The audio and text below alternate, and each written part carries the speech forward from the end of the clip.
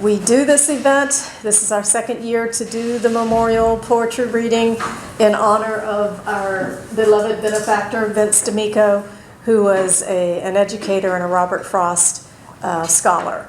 And so he's just very dear to the university, and we do this in his honor. He's one of the major benefactors of helping to make our presence in Montgomery County possible. So let me turn it over to Mr. Dave Parsons, our MC for the evening, and he will get us formally started. All right. Well, thank you again for braving the weather and being here. It's really delightful to come spend some time with Frost. He has like many of us, he has a lot of problems in his closet with his dysfunctional family that not many people knew about. But he certainly saved by his poems, which they're as much a part of our canon in America as Shakespeare is in England. Of course, Shakespeare is everywhere. Three of my favorite, he has. If you go and you Google him, you find all these little words of wisdom.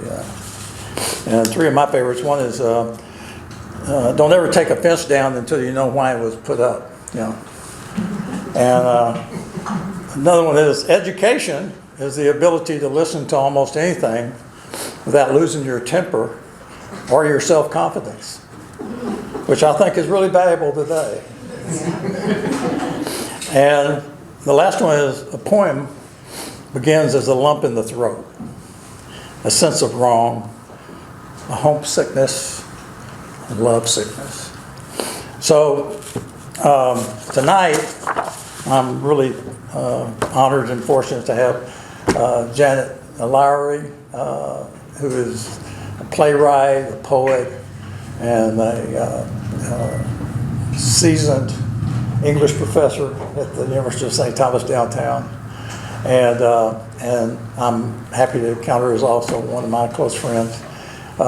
And she has books outside if you would like to take a look at them before you leave.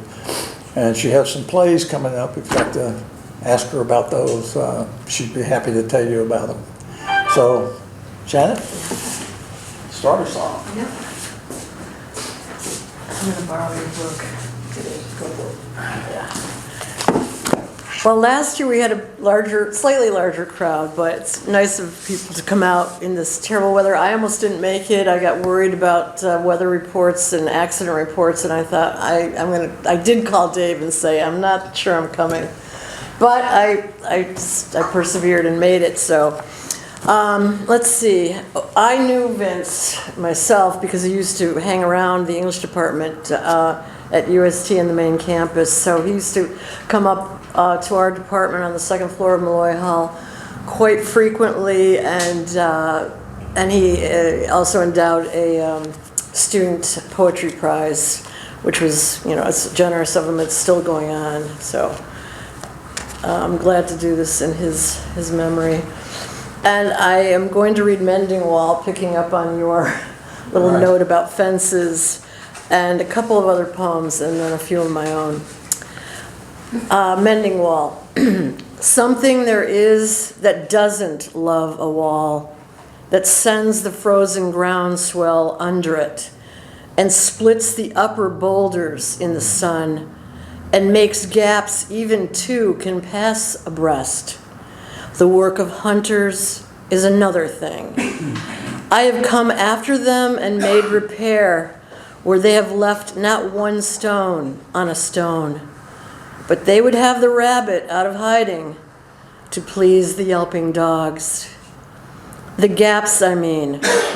No one has seen them made or heard them made. But at spring mending time, we find them there.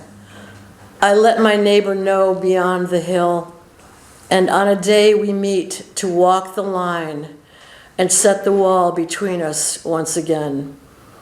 We keep the wall between us as we go. To each the boulders that have fallen, to each.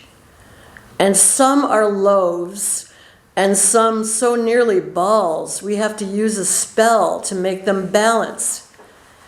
Stay where you are until our backs are turned. We wear our fingers rough with handling them. Oh, just another kind of outdoor game, one on a side. It comes to little more. There where it is, we do not need the wall. He is all pine, and I am apple orchard. My apple trees will never get across and eat the cones under his pines, I tell him. He only says, good fences make good neighbors. Spring is the mischief in me, and I wonder if I could put a notion in his head. Why do they make good neighbors? Isn't it where there are cows? But here there are no cows.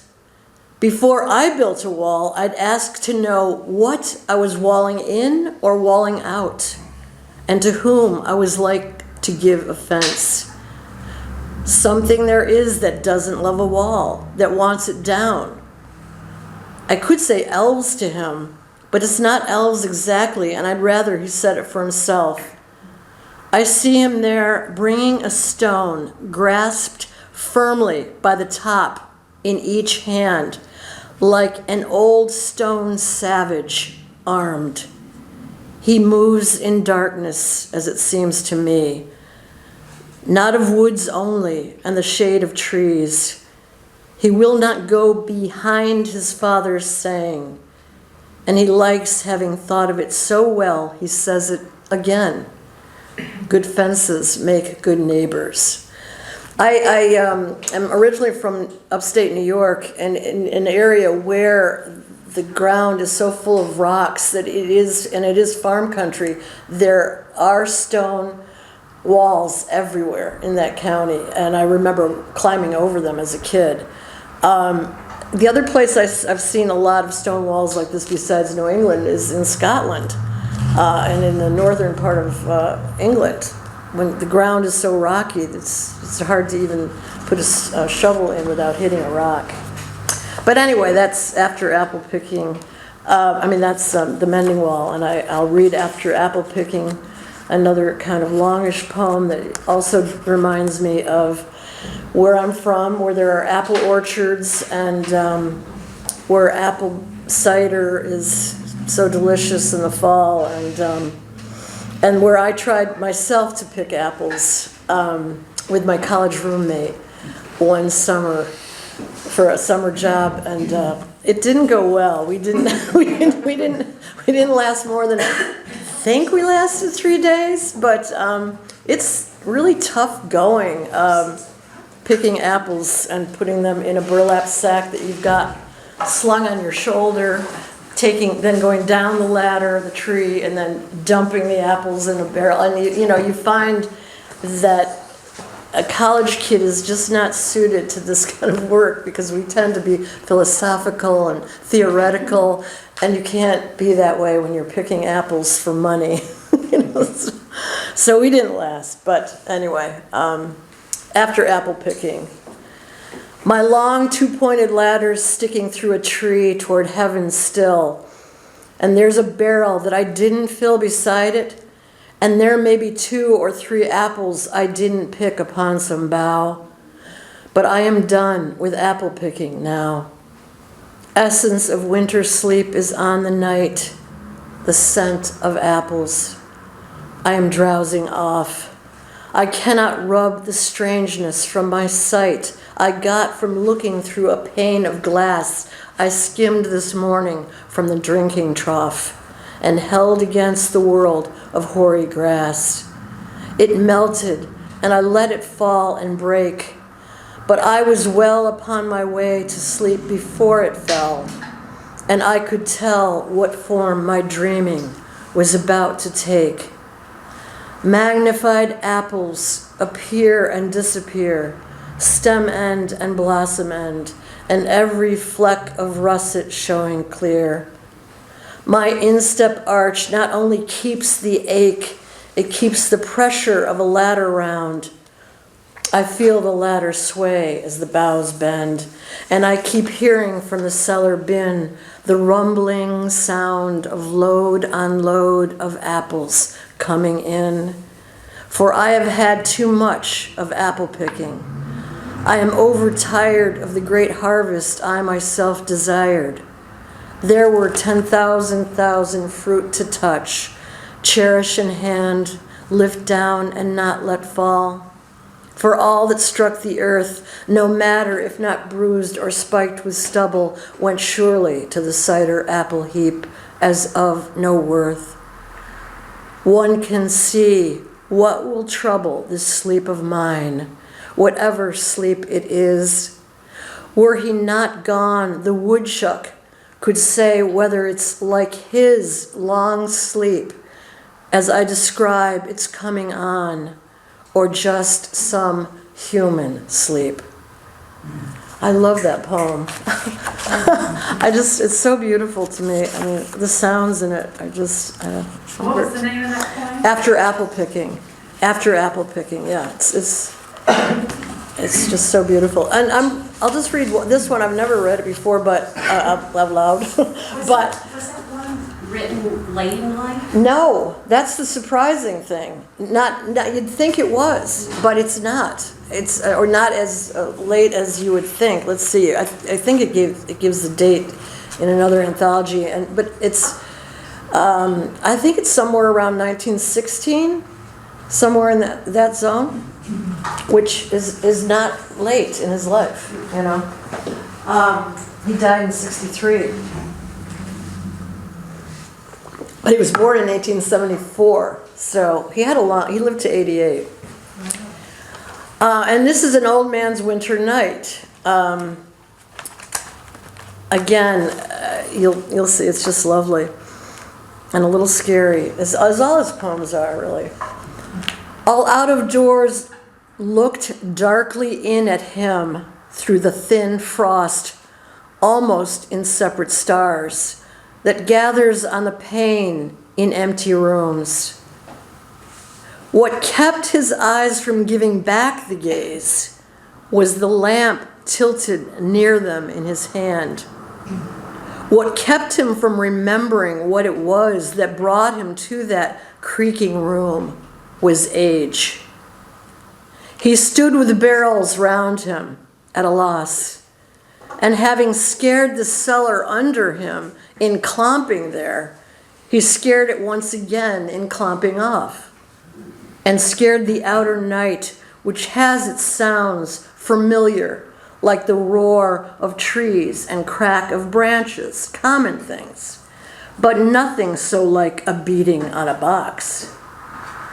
A light he was to no one but himself, where now he sat concerned with he knew what, a quiet light, and then not even that. He consigned to the moon, such as she was, so late arising, to the broken moon, as better than the sun in any case for such a charge, his snow upon the roof, his icicles along the wall to keep, and slept. The log that shifted with a jolt once in the stove disturbed him, and he shifted and eased his heavy breathing, but still slept. One aged man, one man, can't keep a house, a farm, a countryside, or if he can, it's thus he does it on a winter night. Yeah, isn't that such a nice, it just captures age. You guys. Anyway, I'll read a few poems of my own, and some of them, or most of them, the ones I'll read, are set, so there's a few, and a couple are long, and I won't read for too long, but one is set Our one is, they're all set mainly at our family cottage, so I'll start with this one. It's Where Our Mother Died. It was like standing on the moon when we walked into the room where our mother died. We looked around inside, my sisters and I. Immense the plains of the hardwood floors, eternal the dimensions of glass-paned doors. The neat little kingdom of her corner still held the appointment of her things. A black walker at the bottom of the stairs, 2 pink slippers on a red bench at the foot of the bed, a pair of cotton ankle socks, a plain, flat Kleenex box full of tissues. We'd come to this cottage her father built every summer since we were born, and yet it felt as if we stood deep in the middle of outer space when we entered the room where our mother died. Curved as the floors of Mars, cold as a field of burned out stars. You guys are gonna make me laugh. The hummingbirds, I tried to write some poems, and I have them, that are nature oriented, and so, like I said, these are set in the same place, so they mention some things repetitively, I think. But anyway, hummingbirds.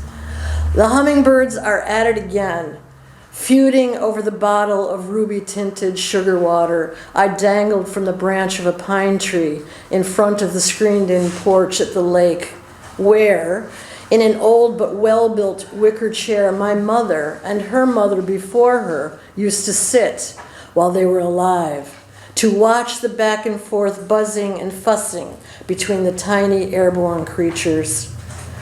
One ruby-throated fellow dive bombs a couple of smaller birds, females probably, one of whom is adept at silently sucking from the most discreet fake flower spot on the feeder, then darting away to escape detection. Next, the crazy local black and white woodpecker stations himself on the tree trunk 2 feet above the feeder, and the plump guardian hovers a moment to check him out. His little tail dips, rises, then dips again. His busy, invisible wings defy the laws of physics as he entertains me, the same way he entertained my mother just last summer, from the same wicker chair at the cottage her father built when she was a little girl.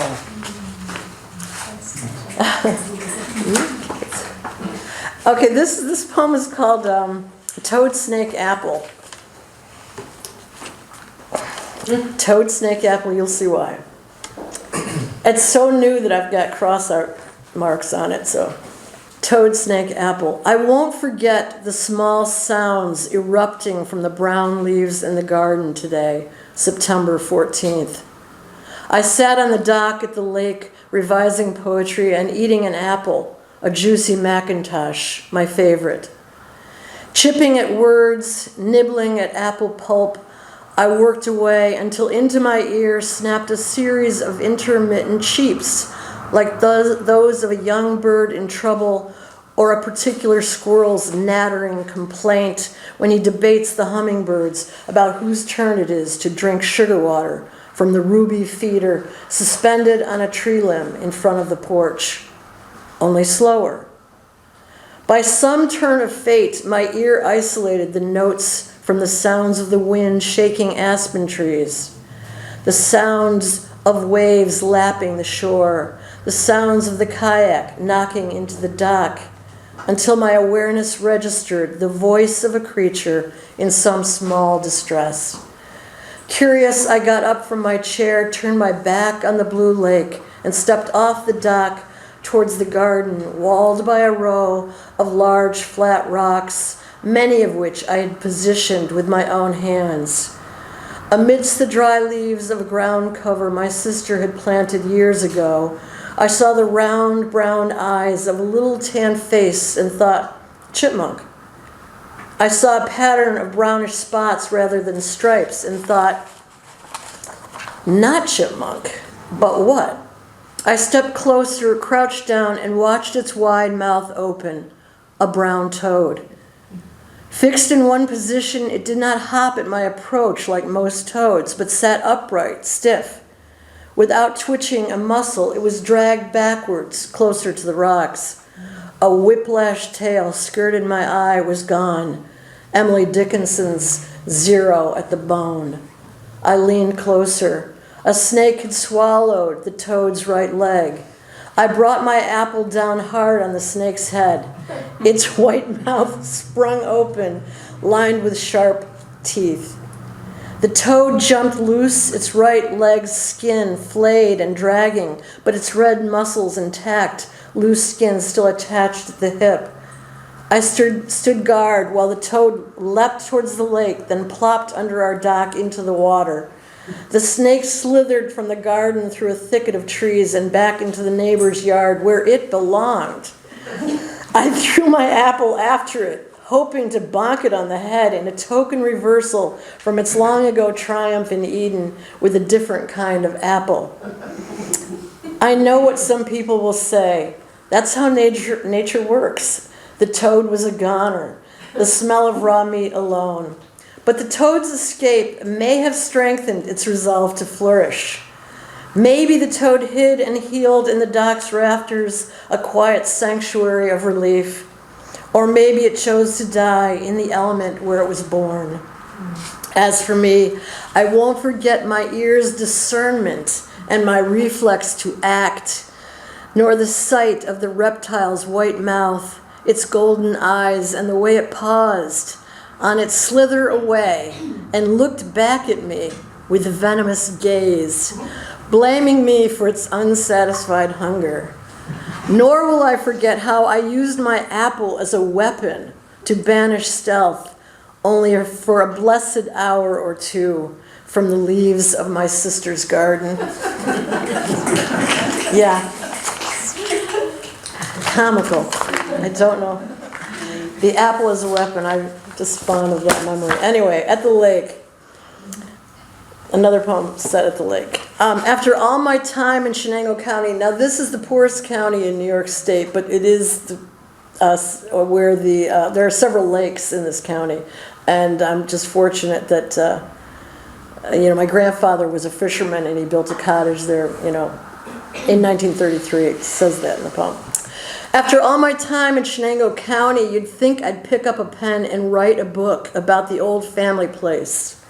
Maybe one that chronicles the days and nights spent at this lake house my grandfather built in 1933, or portrays the passing of wind and light skipped across water, laced through trees, the sounds of children at play and geese in flight.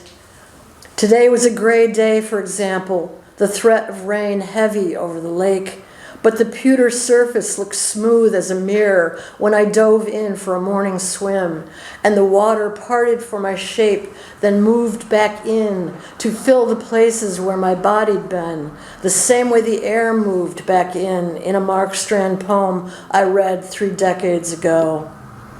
But this poem is not about absences, no. It's not like his, at least I don't think it is. And I did not shoot like an arrow into the lake's liquid silk to keep things whole. I moved to feel the pleasure in my soul of entering this element akin to what flows and ebbs within the permeable sheath of my skin in channels and runnels ruled by the moon. At home in my body when I swim in this lake, my body feels at home too when it pushes through the wet silk of this particular body of water. I've known it since I was a child. I sat inside a large tub of it on the pebbled shore, throwing small rocks at waves, telling the lake to stop licking my toes. And even earlier, when, more fish than human, I dwelled inside the blood sac of my mother's womb. I must have felt the cool when she stood at the dock, waist deep, to soothe her aching back, just days before giving birth to me, my mother who spent her youth here each summer, curving her perfect swim strokes into the lake. You'd think I'd have picked up a pen for God's sake and praised this water I love. Sacred ones to the indigenous peoples of the region, the Oneida and Onondaga nations, to the Mohawks or Mohegans, a gift from their 5 nation brothers when they were forced west out of the Mohawk River Valley. Some of their blood runs through the currents of my veins, come down from my father's mother, and perhaps that's why I return each summer to this water like no other water on earth. It holds me the way a mother holds a beloved child. Rarely embraced that way by my mother, it was in part because her father died unexpectedly a few weeks before I was born. I only learned the day of his death 5 months ago. My sister said my mother's grief was immeasurable, and I became a reminder of her loss. So she couldn't dote on me, and a doter on me was what I wanted a mother to be. She couldn't, but she did something almost as good as that. She brought me to this lake, plopped me down into that galvanized tub, or onto the stone steps leading down into the clear, fresh water, and let the lake raise me instead. So I return each summer as if to a mother.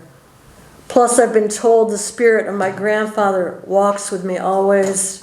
A banker, a fisherman, a wonderful father to my mother. I never knew him, but his spirit goes where I go, and he loved the lake. So maybe I come back for him, who knows? These words pouring out of my pen paint a family portrait of losses and gains. You can tell why I haven't put ink to paper about this before now. The interlocking threads of every tale fray, fall apart, then stitch themselves back together again to make a story whole. Maybe this is a poem about absences after all. Or maybe it's a fresh start on a book about the lake I could have written decades ago. Anyway, thank you for listening so patiently, and moving on to Dave. Well, as I alluded to earlier, Robert Frost had a complex life, like many of us, and when he was, when he became famous, people thought of him, his persona, they thought of him as the grandfather they wished they had had. It had that appearance about him, and of course the way he expressed himself was so eloquent. But in actuality, in his life, he had a very troubled family life, family, his wife, everybody. And it was learned that he had a long affair with his secretary. And yet he had children commit suicide. And yet he and his wife stayed together. And one of the poems he wrote for his wife is a beautiful love poem, which I'm going to read. And so, it's like all of us, it's just complicated. He was the first poet to be invited to read at the presidential inauguration. Kennedy asked him to read, and he wrote a poem for that occasion. And the weather was so bad that he couldn't read the poem when he went up to the podium. So he recited one that he knew from memory. Not many people even knew that happened. But I remember he was very old. He would probably pass away that next year. He had passed away the next year. And so all the poets in the country, this one famous poet said, all the poets in the country, it's the first time a poet had been invited to read at the inauguration. So when he took the podium, all the poets in the country held their breath because they knew how old he was. And they were afraid he'd really screw up, and they'd never get invited back. Yeah, but obviously, now it's kind of become a tradition. And poets that are invited become famous, like Maya Angelou, who many people had never heard of before she read at the inauguration. And And then she became just a household name, after that. But I'm going to read The Silken Tent. I marked it here. Which is for his wife, and very beautiful. The silken tent. She is as in a field, a silken tent.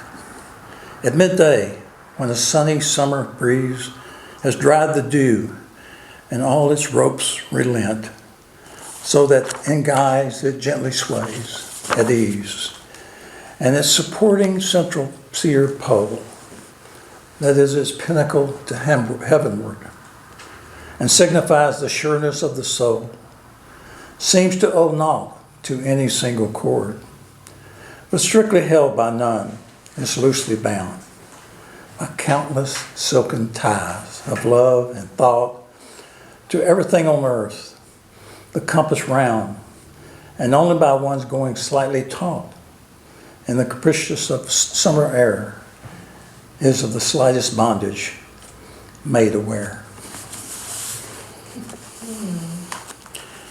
Yeah, I really like that. I don't know, I struggle with romantic poems, and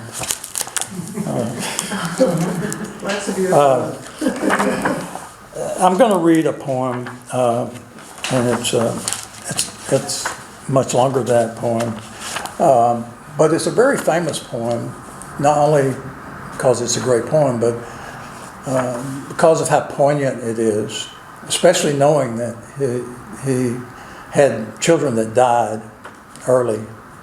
And it's called Home Burial. And another thing about it is that scholars, poetry people, many of them think it is the absolutely best poem written in the English language that has a conversation in it, which is very difficult to do in a poem. And you'll see it when I read the poem. And you can't help but think about the autobiographical nature of the poem, even though it is purported by him to not be that autobiographical, but it. Trust the poem, not the poet. Yeah, exactly. Home Burial. He saw her from the bottom of the stairs before she saw him. She was staring down, looking back over her shoulder at some fear. This reminds me of we did a reading downtown one time with a bunch of really famous poets, and there's one guy there, Adam Zagajewski was there, who is like world famous. So when he got up to read, a train came, and he couldn't see a train from downtown. You don't see it, but it's so close it just drowns everything out. And he was like, "A train? Where's the train?" Always when I think of him, he passed away, but always I think of, we have this famous poet, and the train comes through Conroe and drowns him out. But Home Burial. Let's try again. He saw her from the bottom of the stairs before she saw him. She was starting down, looking back over her shoulder at some fear. She took a doubtful step and then undid it to raise herself and look again. He spoke, advancing toward her. "What is it you see from up there always? For I want to know." She turned and sank upon her skirts at that, and her face changed from terrified to dull. He said to gain time, "What is it you see?"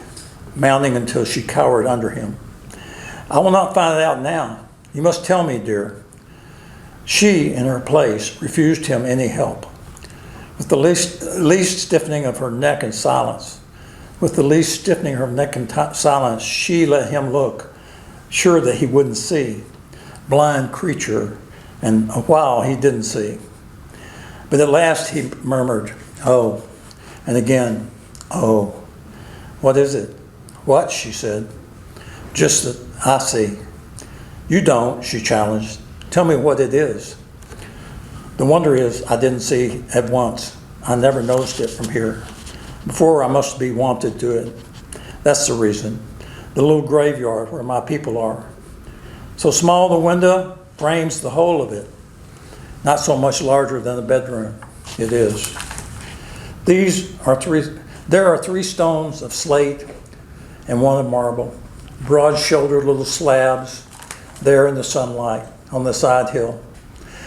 We haven't to mind those, but I understand it. It is not the stones, but the child's mound. Don't, she cried. She withdrew, shrinking from beneath his arm that rested on the banister, and slid downstairs and turned on him with such a daunting look. He said twice over before he knew himself, "Can't a man speak of his own child he lost? Not you. Oh, where's my hat? Oh, I don't need it. I must get out of here. I must get air. I don't know rightly whether any man can." "Amy, don't go to someone else this time. Listen to me. I won't come down the stairs." He sat and fixed his chin between his fists. "There's something I should like to ask you, dear. You don't know how to ask it." "Help me then." Her fingers moved the latch for all reply. "My words are nearly always an offense. I don't know how to speak of anything so as to please you, but I might be taught, I should suppose. I can't say I see how.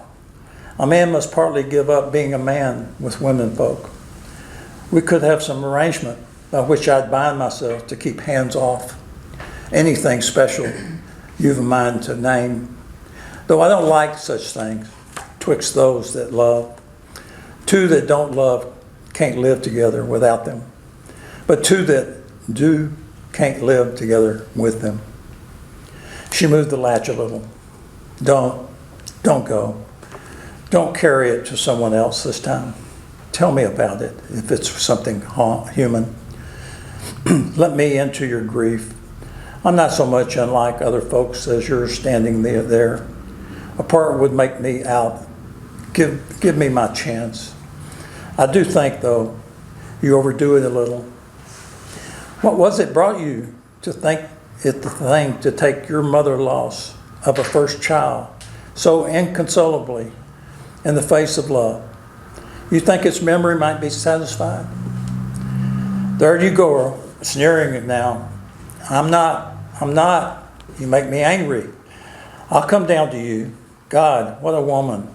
And it's come to this. A man can't speak of his own child that's dead. You can't because you don't know how to speak. If you had any feelings, you that dug with your own hand, how could you?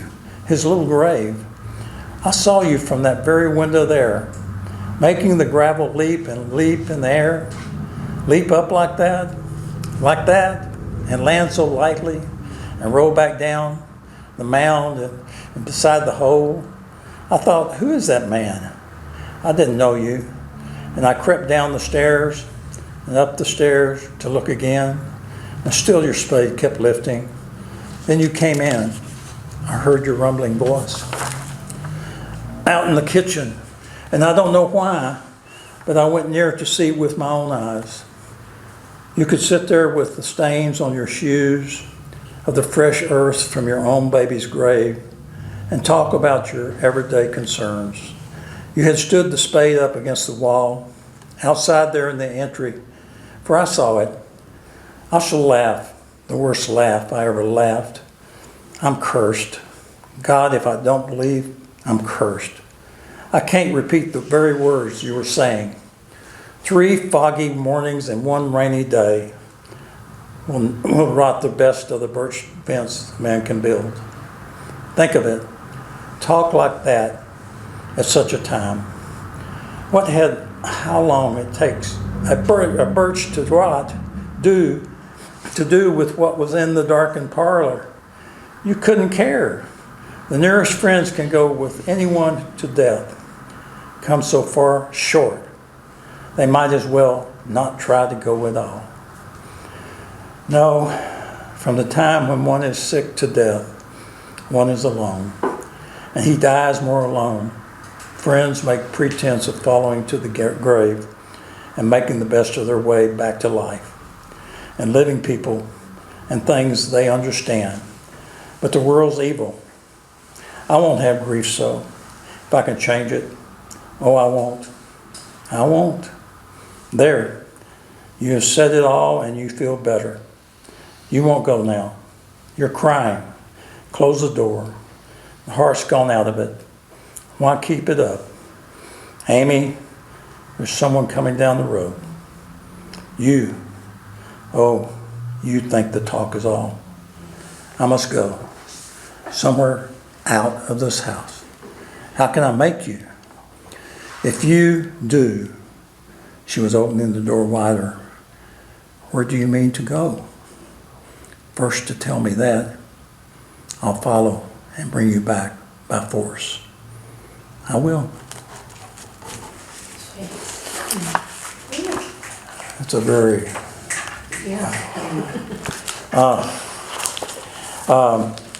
the last one I'm going to read of Robert's is The Birches, which is very popular, famous poem, and more in line with what he's known for, ecological New England. When I see birches bend to the left and right, across the lines of straighter, darker trees, I like to think some boy's been swinging them, but swinging doesn't bend them down to stay, as ice storms do. Often you must have seen them loaded with ice, a sunny winter morning after a rain.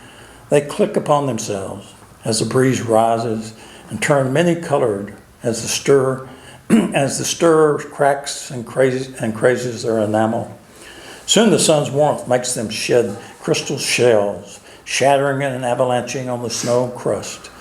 Such heaps of broken glass to sweep away, you'd think the inner dome of heaven had fallen. They're dragged to the withered bracken by the load, and they seem not to break.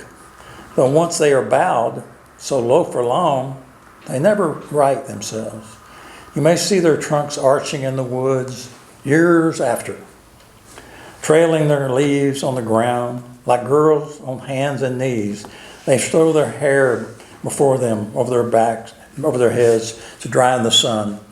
But I was going to say, when truth broke in with all her matter of fact about the ice storm, I should prefer to have some boys bend them as he went out and in to fetch the cows. Some boy too far from town to learn baseball, whose only play was what he found himself, summer or winter, and could play alone. One by one, he subdued his father's trees by writing them down over and over again until he took the stiffness out of them, and not one but hung limp. Not one was left for him to conquer. He learned all there was to learn about not launching out too soon, and so not carrying the tree away. Clear to the ground, he always kept his poise. To the top branches, climbing carefully with the same pains you use to fill a cup, up to the brim, and even above the brim. Then he flung outward, feet first, with a swish, kicking his way down through the air to the ground. So was I once myself a swinger of birches, and so I dreamed of going back to be. It's when I'm weary of considerations, and life is too much like a pathless wood, where your face burns and tickles with the cobwebs, broken across it, and one eye is weeping from a twig's having lashed across its open. I'd like to get away from earth a while, and then come back to it and begin over.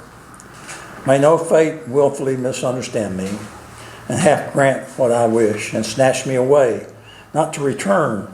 Earth's the right place for love, I don't know where it's likely to go better. I'd like to go by climbing a birch tree and climb black branches up a snow-white trunk toward heaven till the tree could bear no more, but dipped its top and set me down again. That would be good, both going and coming back, both giving and coming back. One could do worse than be a swinger of birches.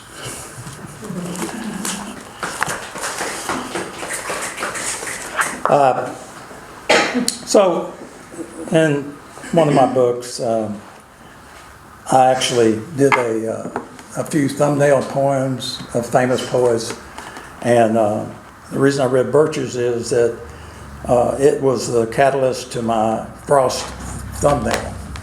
So this is my Frost poem called Frost Critics. There are those who see an old snake losing an early skin, or some grand tree grown beyond its root connection to the verdant earth, bark sailing away as pages torn from some tall, proud story, and planted solidly, set against the crush of New England green, the frozen reds of fall. Panistic dreams, but this life holds both ground and sky. Bold among scrub brush and lesser trees, the birch reaches and bends for both. Young boys and ancient wind, this flaking immortal with endless skin.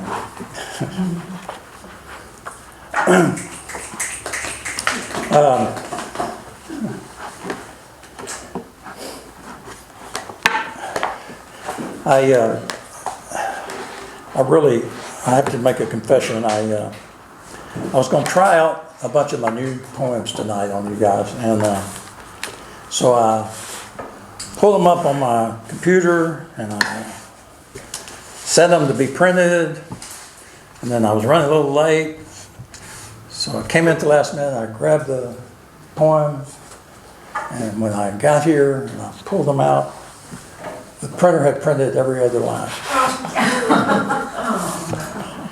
So I'm reading some established poems. I don't like to say they're old poems.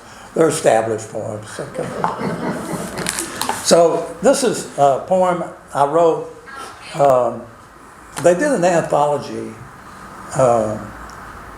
called The World Turning to Light, and the Poet Laureate of Kansas did put this together.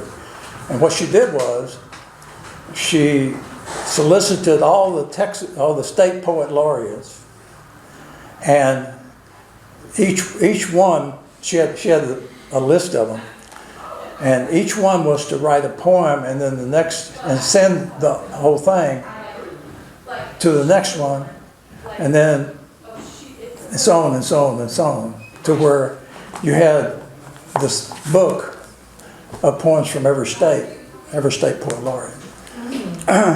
And it was a very cool project, you know. It was a little intimidating, but it was cool. And this is the poem that I wrote for that anthology. And this was written when, I don't know if you remember when we had wildfires in central Texas that like burned up Bastrop, burned up part of Austin. It was really a lot of terrible fires. And in fact, I have a friend whose home was in Bastrop that was burned to the ground. But anyway, it was written right after that happened. And in a previous life, I owned an advertising agency in Austin, and my partner was a guy named Roger Moore. He was an artist, and he did cartoons. He did also political cartoons. And now he does a calendar every year. This is called the Texas Calendar. And it's not January to December. It's Texas Independence Day to Texas Independence Day. And the calendar is full of illustrations that he did of Texas history. And so I met him in Austin, and he was a book salesman at the time, and then we formed this advertising agency. And he did the art, and I did the flim flam man part. And then when I left, he kept up and kept a really good agency going for many, many years. And then his dad died and left him the cotton farm in Merkel, Texas. Anybody know where Merkel, Texas is? Mm-hmm. It's about 30 miles outside Abilene. And he quit his advertising business and went back and became a cotton farmer. So the funny aside, he said when he went back, he hadn't been back in 20 or 30 years, And he went into town to get some supplies, and he went in the drugstore where everybody always hung out when he lived there. And he said there was all these good old boys sitting at a table. And he walked in, and they looked up and said, "Roger, where the hell have you been?" For 30 years. Anyway, he appears in this poem, and I felt like he needed explanation.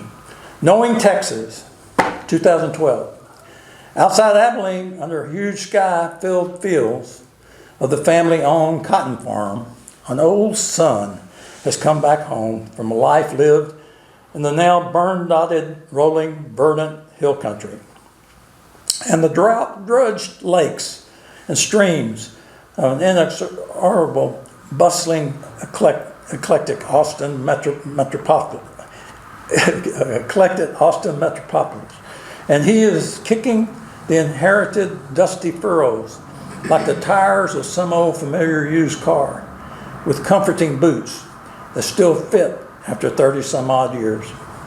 While on the very lush edge of the big thicket, over 400 miles southeast, an artist is perched cozy in her small town tree house of a studio, painting with joyful wonder a black-capped chickadee, a bird she had never noticed before, living cloaked for years in the deep green shadows of lofty pines, brush, and scrub oak. While further south, there's a man milling live oaks, washed dead with one sweep of hurricane. Seas gone in, his ruddy hands working smooth the track of timber, destined to sail the very deadly sea that had abruptly stopped its green, prodigious life on the Galveston Strand. And while further south, a padre lights candles on the altar of an old Spanish church in Fort Stockton as he thinks of his own home village, thousands of miles away in India, just south of Bombay. Texas flora, fauna, and people are so prodigiously diverse that one may never live long enough to truly know them all. This month, we buried a young Marine come home to the Sam Houston Cemetery in Willis with 22 years of knowing.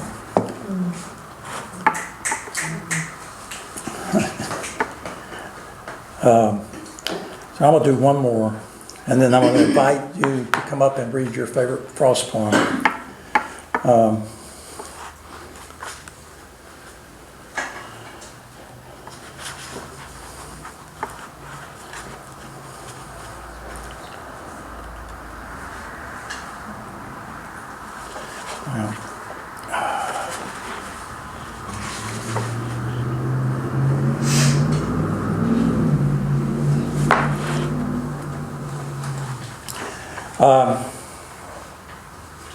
I wish I could be a humorous poet, but it seems like I'm always writing elegies. It's gotten worse the older I get.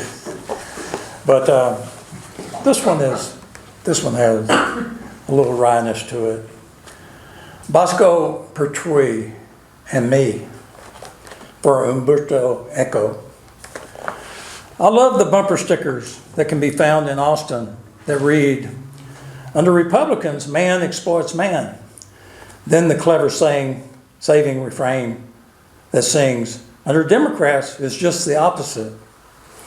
And I think the most compelling aspect of those pithy expressions made in such Will Rogerian tones is the discovery allowed to me to crystallize my thoughts in all their pure and independent cries against all those smoky, over-organized, bureaucratic lies that blow upon us on a daily basis, off through the tangle of laws and the shrill and flashing warped media anglers, that I must confess, in the final analysis and rattling rankles of mind, all bringing me to believe the same as Bosco Pertwee, who is said to have adapted the motto in the heart of the heat of 1803.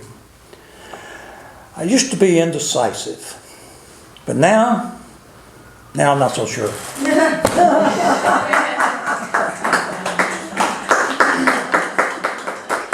So who wants to come up first? I was on the literary magazine under Dr. Lowery's supervision with my now wife as the editors. And one of the magazines, we did a couple, but one of them we titled Why Then Something? And so that was an allusion to this poem by Robert Frost, which is For Once Then Something. Others taunt me with having knelt at well curbs, always wrong to the light, so never seeing deeper down in the well than where the water gives me back in a shining surface picture, me myself in the summer heaven godlike, looking out of a wreath of fern and cloud puffs. Once, when trying with chin against a well curb, I discerned as I thought beyond the picture, through the picture, a something white, uncertain, something more of the depths, and then I lost it. Water came to rebuke the too clear water. One drop fell from a fern, and lo, a ripple shook whatever it was lay there at the bottom. Blurred it, blotted it out. What was that whiteness? Truth? A pebble of quartz? For once then, something.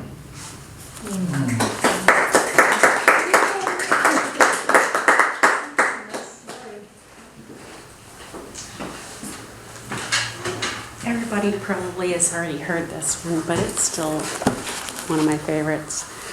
Stopping by woods on a snowy evening. Whose woods these are, I think I know. His house is in the village, though. He will not see me stopping here to watch his woods fill up with snow. My little horse must think it queer to stop without a farmhouse near, between the woods and frozen lake, the darkest evening of the year. He gives his harness bells a shake to ask if there's some mistake. The only other sound's a sweep of easy wind and downy flake. The woods are lovely, dark and deep, but I have promises to keep, and miles to go before I sleep, and miles to go before I sleep.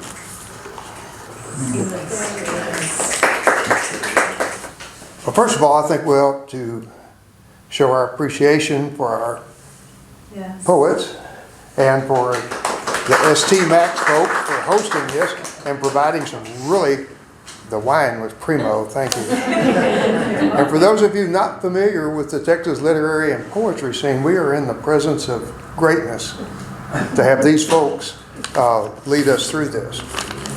So I was going to do this poem last year, but at the last minute, I found a poem that had been undiscovered until recently by Robert Frost had stuck it in a book, and some graduate student found it 88 years after he wrote it.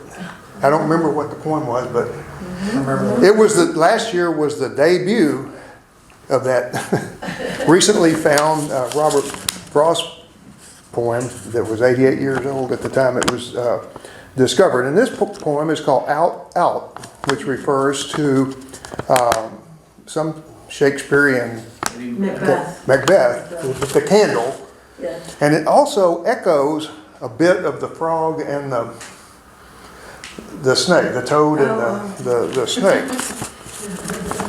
So it's called Out, Out in quotation marks. The buzzsaw snarled and rattled in the yard and made dust and dropped stove-length sticks of wood, sweet-scented stuff when the breeze drew across it. And from there, Those that lifted eyes could count 5 mountain ranges, one behind the other under the sunset, far into Vermont. And the saw snarled and rattled as it ran light or had to bear a load. And nothing happened. Day was all but done. Call it a day, I wish they might have said, to please the boy by giving him the half hour that a boy counts so much when saved from work. His sister stood beside him in her apron to tell them, supper. At the word, the saw, as if to prove saws knew what supper meant, leaped out at the boy's hand, or seemed to leap. He must have given the hand. However it was, neither refused the meeting, but the hand. The boy's first outcry was a rueful laugh. As he swung toward them, holding up the hand, half in appeal, but half as if to keep the life from spilling, then the boy saw all.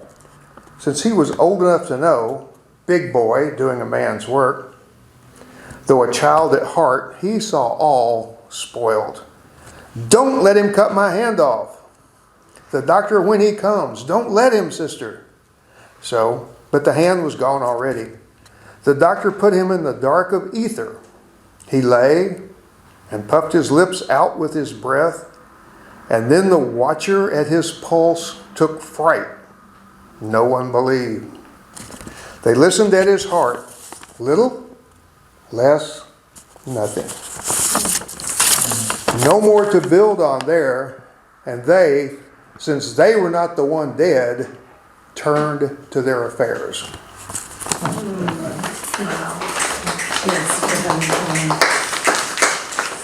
Very uplifting. Yeah, right. You gonna do one? In the note, yeah.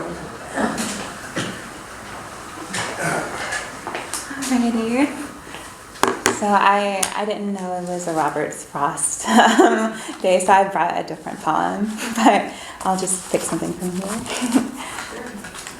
You can't miss. Yeah, I can't miss. Alright, this one I like. It's very short and sweet, but I think Robert Frost is great at making complicated things very simple. So this one's called The Rose Family. The rose is a rose and was always a rose. But the theory now goes that the apple's a rose, and the pear is and so's, the plum, I suppose. The deer only knows what will next prove a rose. You, of course, are a rose, but we're always a rose. I like that one. Okay. Oh, I opened up right to The Road Not Taken. Was that the one you just read? No. Oh, okay. Okay, well, I'll read this one then. That's my favorite. Yeah, this one's so good. Okay. Okay. The road not taken. 2 roads diverged in a yellow wood, and sorry I could not travel both, and be one traveler, long I stood, and looked down one as far as I could, to where it bent in the undergrowth. Then took the other as just as fair, and having perhaps the better claim, because it was grassy and wanted wear, though as for that the passing there had worn them really about the same. And both that morning equally lay, and leaves no step had trodden back. Oh, I kept the first for another day, yet knowing how way leads on to way, I doubted if I should ever come back. I shall be telling this with a sigh. Somewhere ages and ages hence, 2 roads diverged in a wood, and I took the one less traveled by, and that has made all the difference.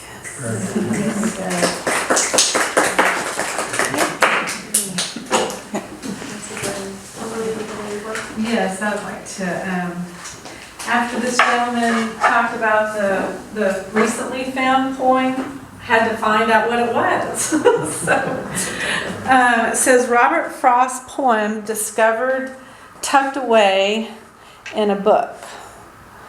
And so the family of Robert Frost only released 2 stanzas, but I thought you'd find it interesting. The background, it says, in 1918, American poet Robert Frost wrote a poem called War Thoughts at Home. It remained unknown to the rest of the world until this year, which it was 2006. So this is how it starts. On the back side of the house, where it wears no paint to the weather, and so shows most its age. Suddenly blue jays rage and flash in blue feather. It is late in an afternoon, more gray with snow to fall than white with fallen snow, when it is blue jay and crow, or no bird at all. So it said the poem was inscribed in the cover of a friend's book, and for 88 years the work remained hidden from the world until Robert Stilling, a graduate student in English at the University of Virginia, discovered it. The War Thoughts at Home. Interesting.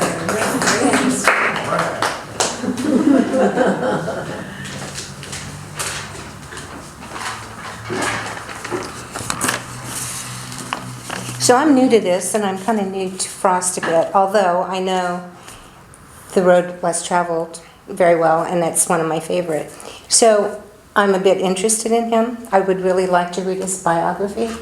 And I tend to gravitate, I've been reading some of it, I tend to gravitate towards his nature, because my love of nature. So I picked two that I particularly liked. Nothing gold can stay. Nature's first green is gold, her hardest hue to hold. Her early leaf's a flower, but only so an hour. Then leaf subsides to leaf, so Eden sank to grief. So dawn goes down today, nothing gold can stay.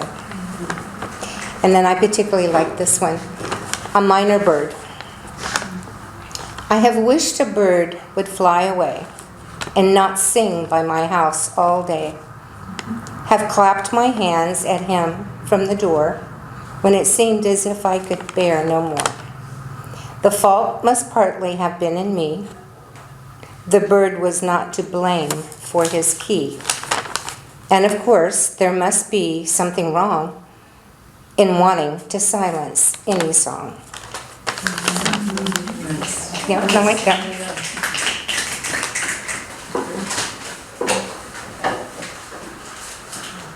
Anyone else? Okay. I did prepare, I selected two, actually. One was a minor bird. Oh, was it? I'm glad I selected two. Well, I picked that because I particularly like to listen to the birds, and I thought it was interesting, so. It's a good one. I also liked Good Hours, and so I'll read that one for you now. Good Hours by Robert Frost. I had for my winter evening walk no one at all with whom to talk, but I had the cottages in a row up to their shining eyes in snow. And I thought I had the folk within. I had the sound of a violin. I had a glimpse through curtain laces of youthful forms and youthful faces. I had such company outward bound.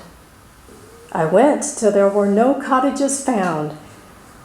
I turned and repented, but coming back, I saw no window, but that was black. Over the snow my creaking feet disturbed the slumbering village street. Like profanation by you leave at 10 o'clock of a winter eve.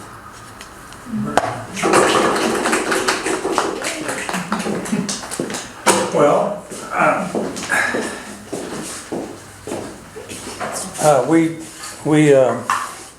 I'm hopeful that we can gather again next year, and the weather will be better, and we'll have more of us here with more, because he deserves more. Frost deserves more of his poems being read. I'd like to pitch the workshop that I'm doing here, beginning in March 1st. It'll be Wednesday nights, 6 o'clock, and you can bring food if you like, if you haven't had dinner. And you can find it online. And I guess at y'all's site, you have it. USTmax.com. Right, yeah. We have flyers at the front. And the Literary Arts Council has events every month at Lone Star College, and we have one coming up the last Thursday in February. Michael Hurd, who wrote Thursday Night Lights, which is about African-American football in Texas. And back when it was segregated, the African-American high schools played on Thursday night instead of Friday nights. And he chronicles that whole history. It's really interesting. And then on May 4th, we'll be in downtown Conroe at 202 Main Street to celebrate Walt Whitman's birthday. And it's always a lot of fun. We usually have a dinner. This last year it was Italian food. We've had barbecue, but we have 20 published poets come and read their favorite Walt Whitman poem and one of their own poems. So it's gotten to be a big party and reunion for a lot of these poets. They come from all over the state and even other states. And so mark your calendars on that. And that's all I have tonight. What was the date? May 4th, did you say? May 4th, yeah. May 4th, yeah. It's a Thursday. Yes. I just wanted to put in a plug for the workshop. For those of you who are aspiring Robert Frost, you think I can do that. Well, I've taken 2 or 3 of Dave's workshops, and he tells me if I take one more, I can be the next Robert Frost. They're very good. They're right here in this room, and it's a worthwhile experience, and you will grow. You may not be Robert Frost, but you'll. You may not want to be wrong. Thank you for that. Yes, I would reiterate how wonderful the workshop is from what all I've heard from the students who have taken it here and at previous times with you in other locations.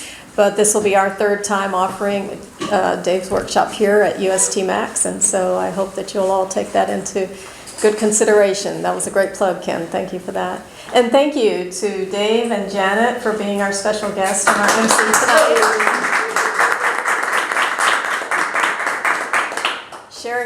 Sharing with us your knowledge of Robert Frost, the reading of several of his works, but also the sharing of your own personal writings. And your poetry is just wonderful, and just you can imagine, you can visualize what's actually going on in what was going on in your world, and how you brought that to life in those words. It's just really spectacular.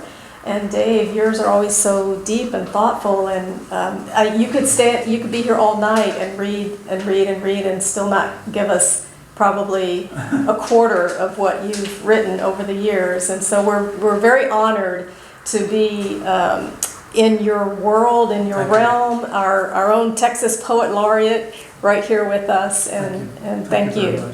We thank you very much.